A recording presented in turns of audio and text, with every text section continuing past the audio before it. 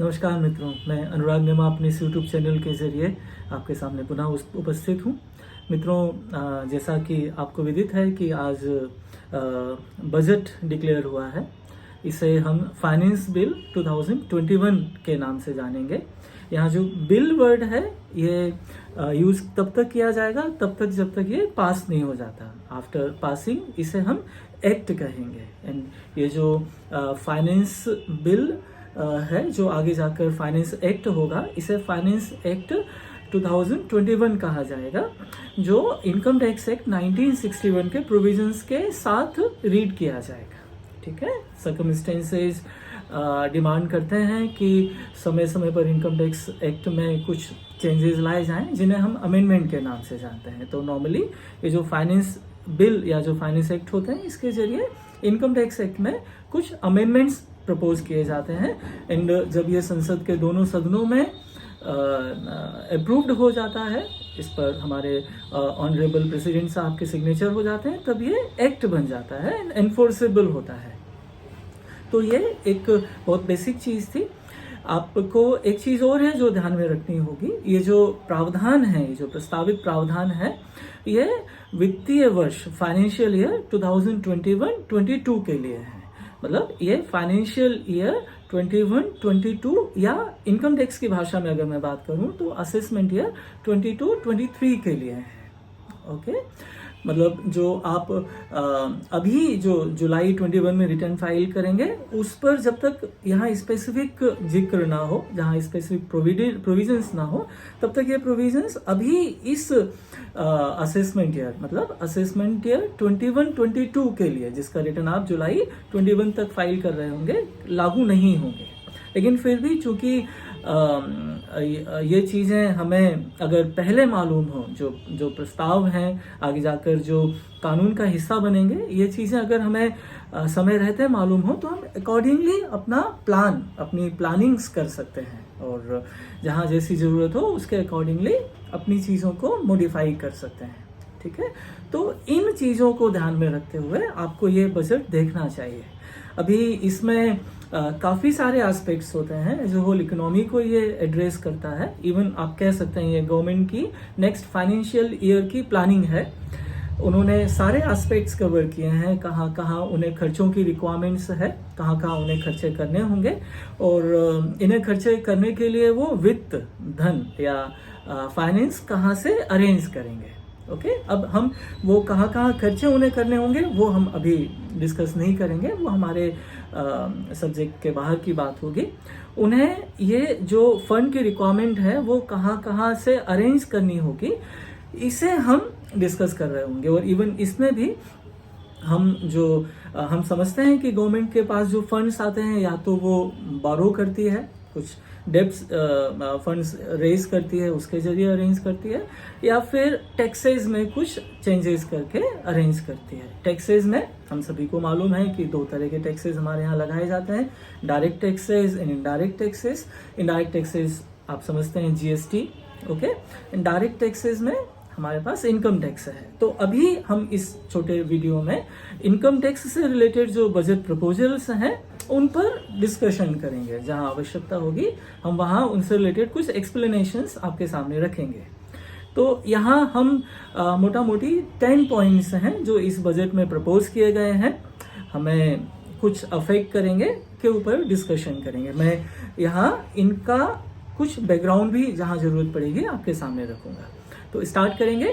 पहला जो इन्होंने प्रपोजल रखा है वो इवन इनकी बजट स्पीच में भी सिक्वेंशियल ऑर्डर में फर्स्ट ही था, जहां तक डायरेक्ट टैक्सेस के प्रपोजल्स की बात है, that is in connection with senior citizens.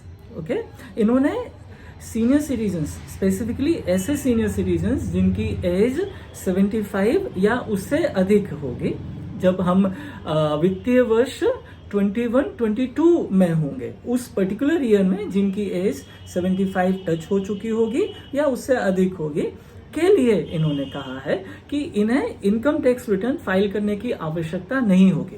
इन्हें इनकम टैक्स रिटर्न फाइल करने की आवश्यकता से छूट दी गई है।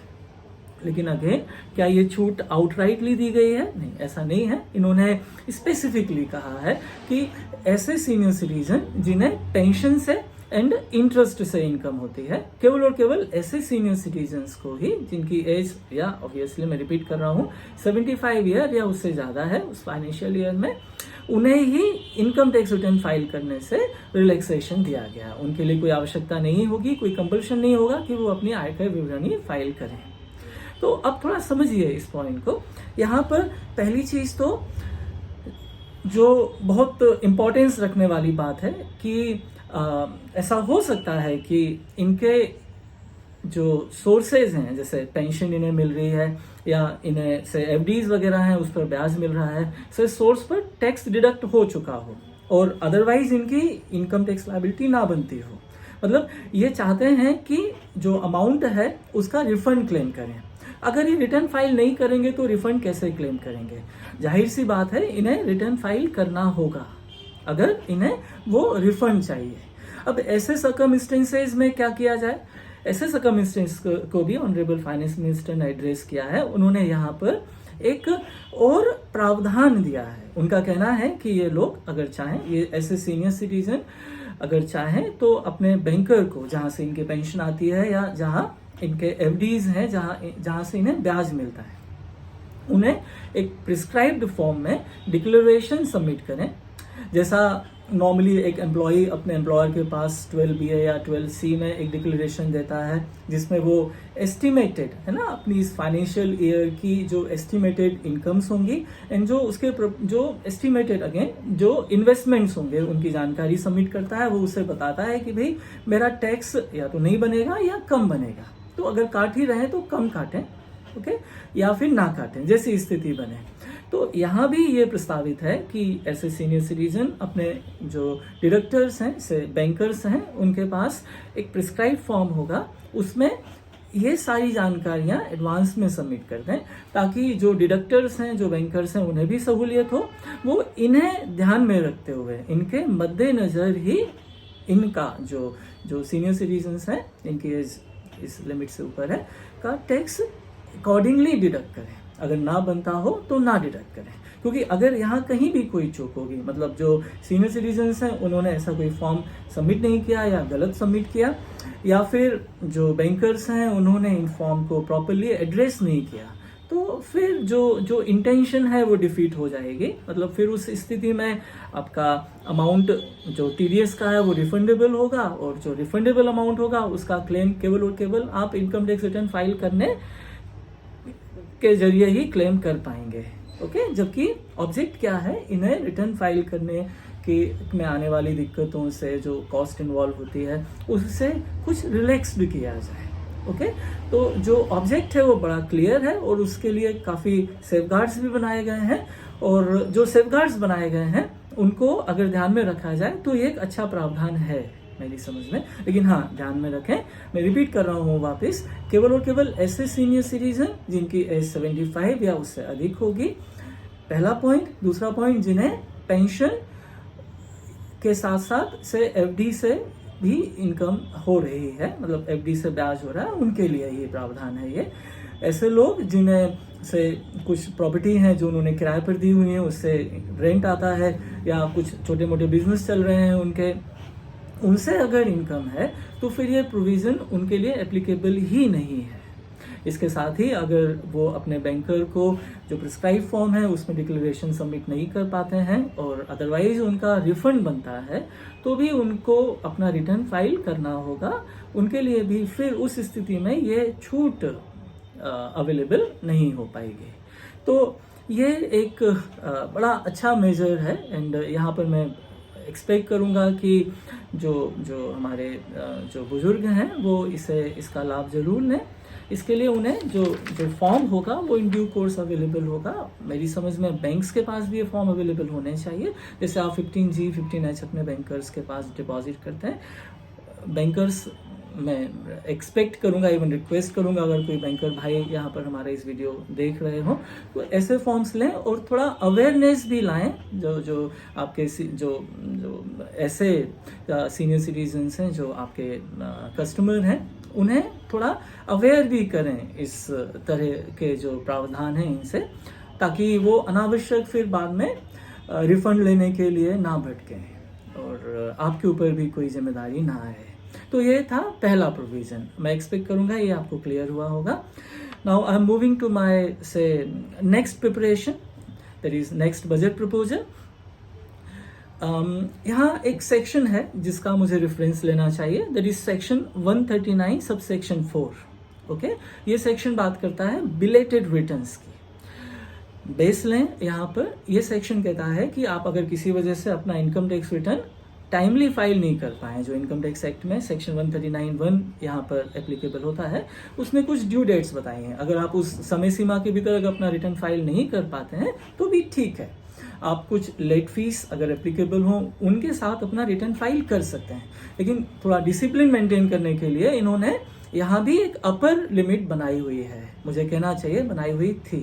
Okay, that was till the end of assessment year। मतलब अगर कोई पर्सन असेसमेंट ईयर 2021 का बिलेटेड रिटर्न फाइल करना चाहता है तो उसे इसे 31 मार्च 2021 तक फाइल कर देना चाहिए, अदरवाइज वो फाइल ही नहीं कर पाएगा। ओके, यहाँ इस सेक्शन में सेक्शन 139 सब सेक्शन 4 में एक अमेंडमेंट लाया गया है, एक अमेंडमेंट प्रस्तावित है। ये जो till the end of assessment year की बात होती थी, उसे इन्होंने 3 महीने को घटाकर कर दिया है।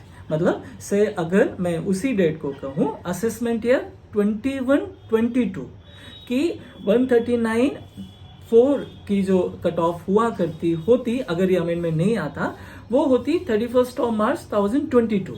Now it is being reduced by 3 months. That means revised जो डेडलाइन हो जाएगी, that is 31 December 2021. Fine. That is 9 months. That is reduced to 9 months. That was previously available as 12 months. ठीक है, इसे ध्यान में रखें। इसी तरह से इसी से रिलेटेड या इसी तरह का एक सेक्शन और होता है, that is section 139 sub section 5। ये सेक्शन कहता है रिटर्न को रिवाइज करने की। अगर आपके रिटर्न में जो रिटर्न आपने फाइल किया है उसमें कोई एरर या कोई ओमिशन रह जाते हैं तो आप उसे सुधार सकते हैं। सुधारने का एक तरीका है, आप अपने उस रिटर्न को रिवाइज कर सकते हैं। रिटर्न रिवाइज करने की डेडलाइन भी till the end of assessment year है। जिस साल का रिटर्न आप रिवाइज करना चाहते हैं, से आप अगेन असेसमेंट ईयर 2021 का रिटर्न रिवाइज करना चाहते हैं, आप इसे उस साल के अंत तक, उस असेसमेंट ईयर के एंड तक रिवाइज कर सकते हैं। मतलब आप इसे 31 मार्च 2021 तक रिवाइज कर सकते हैं, अगर बात असेसमेंट ईयर 2021 की हो रही है। ठीक है, तो ये तो हुआ अमेंडमेंट के पहले का प्रावधान। अभी जो प्रपोजल है सेक्शन 139 सब सेक्शन 5 में भी जो टाइम लिमिट है उसे 3 महीने कम कर दिया गया है। मतलब जो चीज आप 31 मार्च 2022 तक कर पाते, उसे अब आप 31 दिसंबर 21 तक ही कर पाएंगे, वेदर इट इज बिलेटेड और रिवाइज्ड रिटर्न। अभी अगर इसकी वजह हम देखें क्यों ये टाइम ड्यूरेशन कम की गई है, आपको शायद याद हो पहले ये टाइम ड्यूरेशन 1 साल एक्स्ट्रा होती थी। पहले जो सेक्शन 139(4) था या सब सेक्शन 139(5) था, वो कहता था आप अपना जो बिलेटेड रिटर्न है वो असेसमेंट ईयर एंड होने से 1 साल तक फाइल कर सकते हैं। इवन अगर आपको रिटर्न रिवाइज करना है तो वो भी आप असेसमेंट ईयर एंड होने से 1 साल तक कर सकते थे। प्रीवियस जो बजट प्रपोजल्स थे उससे उन्होंने इसे अवधि को 1 साल घटा दिया था। मतलब पहले जहां असेसमेंट ईयर एंड होने से एक्स्ट्रा 1 ईयर मिलता था, वो एक्स्ट्रा 1 ईयर मिलना बंद हो गया था। अभी इस साल इस बजट प्रपोजल के जरिए उन्होंने उस ड्यूरेशन को 3 महीने और कम कर दिया है। फाइन, क्वेश्चन है कि ये ऐसा क्यों किया जा रहा है, इसे थोड़ा समझिएगा। बेसिकली मुझे कहना चाहिए थैंक्स टू ई फाइलिंग और से ई प्रोसेसिंग ऑफ योर रिटर्न्स, आपको एक्चुअल में जेन्युइनली शायद इतने अधिक समय की आवश्यकता होती भी नहीं है। अगर देखा जाए बहुत सारी चीज़ें से प्रीफिल्ड हैं, बहुत सारी चीज़ें ऑटो पॉपुलेटेड हैं। इस बार इस बजट में उससे रिलेटेड भी कुछ चेंजेस प्रपोज्ड हैं, मैं लूँगा उस पॉइंट को। उतना टफ नहीं रह गया है जितना पहले होता था। And at the end of the day जब आप रिटर्न फाइल कर देते हो उसके बाद भी मैटर क्लोज नहीं हो जाता, क्योंकि उसके बाद फिर डिपार्टमेंट को भी थोड़ा समय चाहिए उसको प्रोसेस करने के लिए, उसे वेरीफाई करने के लिए, अगर ज़रूरत हो तो फर्दर से इंफॉर्मेशन गैदर करने के लिए। At the end of the day चीज़ें से आपके रिटर्न फाइल करने के बाद भी प्रोसेस में होती थी, उस पर हम कह सकते हैं कि चीज़ें सेटल डाउन नहीं हो पाती थी। इवन अगर आपने अपना रिटर्न फाइल किया, डिपार्टमेंट ने उसको प्रोसेसिंग के लिए लिया और बाद में से उन्होंने हो सकता है प्रोसेस भी कर दे और उसके बाद फिर आप इसे रिवाइज कर दें, तो अननेसेसरीली डिपार्टमेंट को रिपीटेटिवनेस ऑफ जॉब में इन्वॉल्व होना पड़ता था, जो उतना फ्रूटफुल नहीं हुआ करता था। ओके, दैट्स वाई मेरी समझ में, मेरा ये हम्बल सबमिशन होगा, मेरी समझ में उन्होंने थोड़ा डिसिप्लिन लाने के लिए, जहाँ जरूरी है वहाँ वो टाइम दे रहे हैं, जितना जरूरी है वो उतना टाइम देने की कोशिश कर रहे हैं। डिपार्टमेंट ने चीज़ों को थोड़ा डिसिप्लिन करने के लिए, चीज़ें सेटल्ड हो ताकि आगे बढ़ा जाए, दूसरे ईयर का भी देखा जाए, या जहाँ ज़्यादा आवश्यकताएं हैं वहाँ ज़्यादा ध्यान दिया जाए, चीज़ें क्लोज्ड हो। ओके, इस वजह से शायद इन्होंने इस टाइम ड्यूरेशन को घटाया है। तो ये सेकंड जो प्रपोजल था वो हमने डिस्कस किया। यहाँ एक और तीसरा प्रोविज़न में लेना चाहूँगा, तीसरा प्रपोजल में लेना चाहूँगा, ये भी एक वेलकम मेजर कहा जा सकता है। बेसिकली ये एम्प्लॉयज़ के इंटरेस्ट को प्रोटेक्ट करने के लिए लाया गया प्रोविज़न है। इनकम टैक्स एक्ट में सेक्शन 36 है, सब सेक्शन और क्लॉजेज में मैं नहीं जाऊँगा। वो कहता है कि अगर एम्प्लॉयर ने एम्प्लॉई का प्रोविडेंट फंड का कंट्रीब्यूशन करना है। ओके, देखिए होता क्या है, एम्प्लॉयर एम्प्लॉई की सैलरी से एक अमाउंट डिडक्ट कर लेता है, नॉर्मली उतना ही अमाउंट वो अपनी तरफ से ऐड करता है। से उसने सैलरी से 10,000 रुपये डिडक्ट किए, 10,000 रुपये अपनी जेब से मिलाए, टोटल 20,000 वो पीएफ कंट्रीब्यूशन की तरह जमा करता है। एम्प्लॉय नॉर्मली रिटायरमेंट पर जैसे ये एक्यूमुलेटेड कॉन्ट्रीब्यूशंस होते हैं उसको विड्रॉ करते हैं, या उससे उन्हें पेंशन्स और दूसरी चीज़ें रिसीव होती हैं। ठीक है, ये जो कॉन्ट्रीब्यूशंस होते हैं इसमें जो एम्प्लॉय का कॉन्ट्रीब्यूशन है उसे एक तरफ रखें, जो एम्प्लॉयर का कॉन्ट्रीब्यूशन होता है उसे एम्प्लॉयर को उसके बिजनेस एक्सपेंस के रूप में इनकम टैक्स में सेक्शन 36 में छूट दी गई है। फाइन, ये जो अमाउंट है दैट इज डिडक्टेबल एक्सपेंस। अब ये जो कंट्रीब्यूशन है इसको लेकर प्रीवियसली कुछ डिस्प्यूट्स हुआ करते थे, दो से थॉट ऑफ स्कूल हो गए थे। कुछ लोग ये कहते थे कि एम्प्लॉयर ने जो उसका कंट्रीब्यूशन है उसे अपने इनकम टैक्स रिटर्न फाइल करने की लास्ट डेट तक भी अगर जमा कर दिया तो भी उसे उसकी छूट मिलेगी। एक दूसरा थॉट ऑफ स्कूल था जो कहता था कि प्रोविडेंट फंड एक्ट ने अपनी ड्यू डेट्स बनाई हैं, एम्प्लॉयर की जिम्मेदारी है कि वो उन ड्यू डेट्स को फॉलो करे, उनका कंप्लायंस करे, अदरवाइज इनकम टैक्स में छूट नहीं मिलेगी। अभी रिसेंटली एक डिसीजन आया था जिसने बहुत हद तक चीज़ों को सेटल कर दिया था। सेटल किस डायरेक्शन में किया था वो एक अलग मैटर है। उस डिसीजन का कहना था कि भाई एम्प्लॉयर ने अगर रिटर्न फाइल, अपना इनकम टैक्स रिटर्न फाइल करने की डेट तक भी इसे जमा कर दिया है तो भी ही इज क्वाइट एलिजिबल और it is quite eligible to avail the deduction under section 36। यहाँ मेरी समझ में लॉ मेकर्स को लगा कि शायद यहाँ जो लॉ की इंटेंशन है वो डिफीट हो रही है, इस वजह से उन्होंने इस बजट के जरिए चीज़ों को क्लेरिफाई किया है।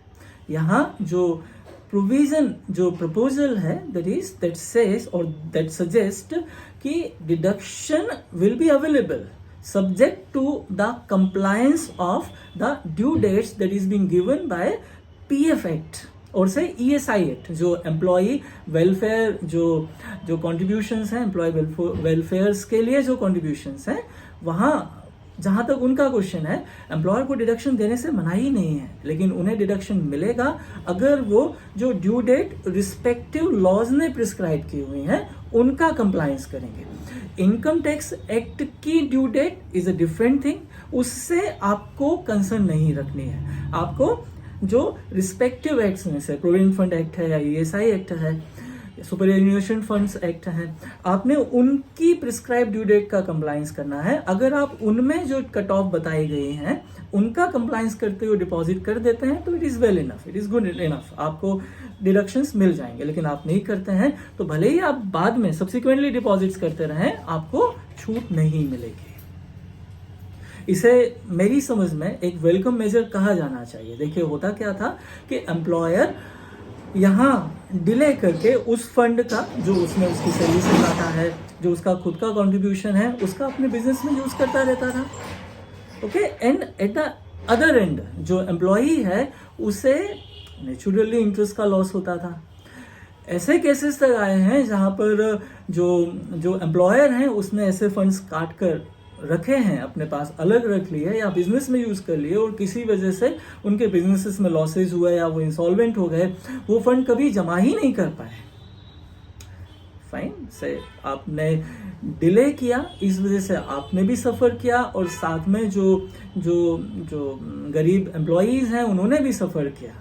तो यहाँ ये डिसिप्लिन शायद मेरी समझ में काफ़ी ज़रूरी था और वो लाया भी गया है। यहाँ पर कुछ दिक्कतें ऑब्वियसली जो जेन्युइन एम्प्लॉयर्स उन्हें आएंगी, लेकिन अगर हम लार्जर स्केल पर एम्प्लॉयज़ के पॉइंट ऑफ व्यू से सोचें तो शायद ये ज़रूरी है कि भाई बाकी चीज़ें ठीक हैं, लेकिन आप यहाँ जो आपका जो प्राइमरी रिस्पॉन्सिबिलिटी जिसकी वजह से शायद आपका बिजनेस चल रहा है, जो आपके एम्प्लॉयज़ हैं उनके इंटरेस्ट का ध्यान रखें।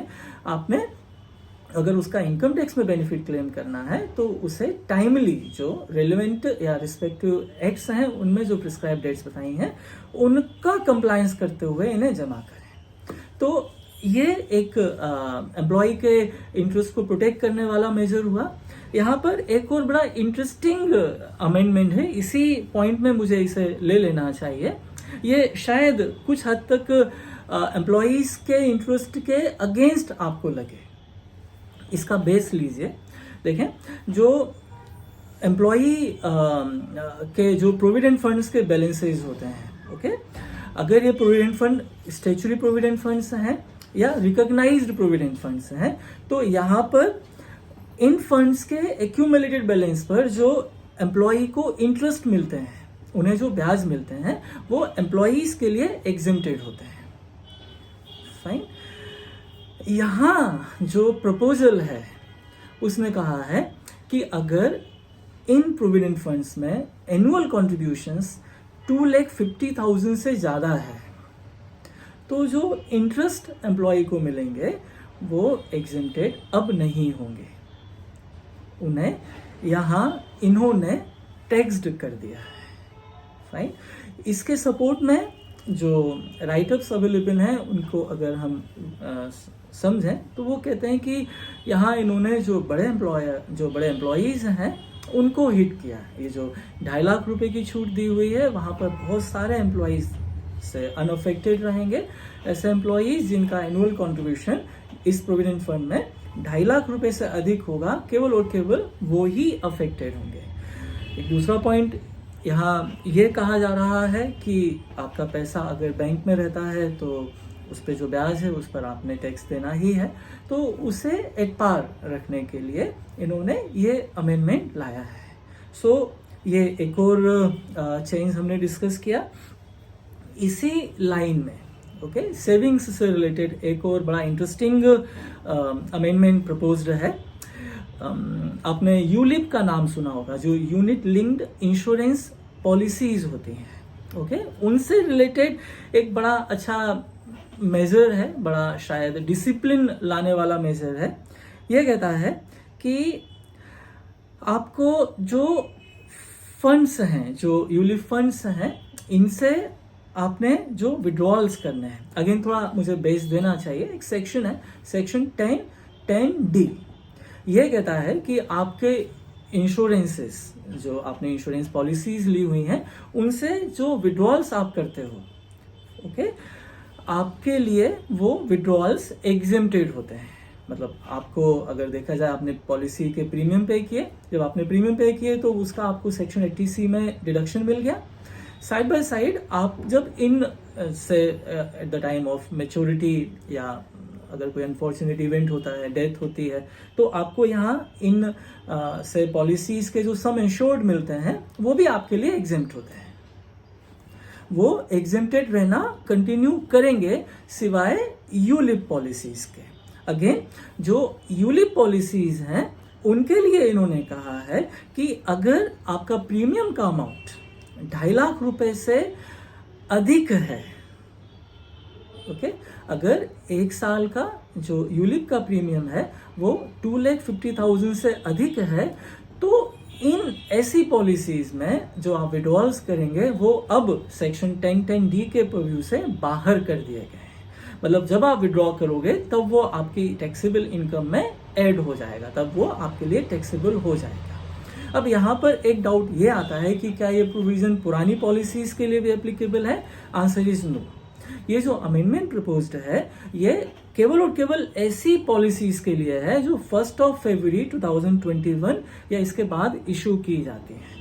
मतलब आपकी जो पुरानी पॉलिसीज हैं, पुरानी जो यूलिप पॉलिसीज हैं, दे विल बी अनअफेक्टेड। वहां आपका जो एनुअल प्रीमियम है वो 2.5 लाख से कम हो या ज्यादा हो, कोई फर्क नहीं पड़ने वाला। आप जो भी अमाउंट विड्रॉ करेंगे that will not be taxable. This amendment और this proposal is applicable only and only for those ULIP policies which are being freshly issued on or after 1st of February 2021।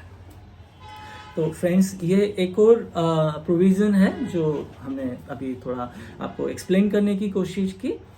ये video थोड़ा सा बड़ा हो रहा है, इस वजह से मैं एक ब्रेक लूंगा। मैं एक दूसरा वीडियो इसके साथ में बना रहा हूँ जिसमें मैं इसके आगे के चेंजेस जो होंगे वो आपसे डिस्कस करूंगा। मैं एक्सपेक्ट कर रहा हूँ कि आपको जो प्रपोजल्स हैं वो कुछ हद तक समझ में आ रहे होंगे और आपके लिए कहीं ना कहीं हेल्पफुल भी होंगे। Thank you. Please I am continuing with my next video in part 2।